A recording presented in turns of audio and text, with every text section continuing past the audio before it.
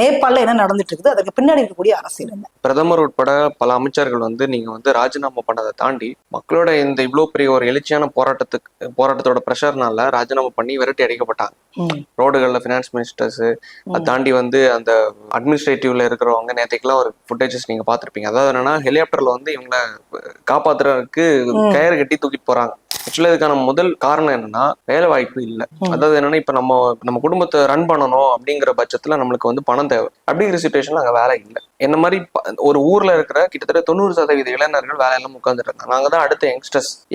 எங்களோட பிரதிநிதியா இருக்கக்கூடிய MLA, MPs, அங்க இருக்கிற அமைச்சர்கள், இவங்களோட பிள்ளைங்கள்லாம் அங்க நீங்க பாத்தீங்கன்னா அவங்க மட்டும் பெரிய ஒரு சூப்பர் கார்ஸ்ல, BMW, ஆடி, ஜாக்வார் இந்த மாதிரி பெரிய கார்கள்ல போகும்போது எனக்கு எப்படி தெரியும்னா, நான் ஒன்னு ஒரு பிரதிநிதியா எலெக்ட் பண்றேன் ஓட்டிங் சிஸ்டம் மூலமா. நீ என்னன்னா ஒரு லக்ஸரியான லைஃபை வாழ்ந்துட்டு இருக்க, நீ உன்னோட பிள்ளைங்கள்லாம். அங்க பாத்தீங்கன்னா ஆன்டி கரப்ஷன் மினிஸ்டரோட வீடு பாத்தீங்கன்னா அவ்வளோ ஒரு மிகப்பெரிய ஒரு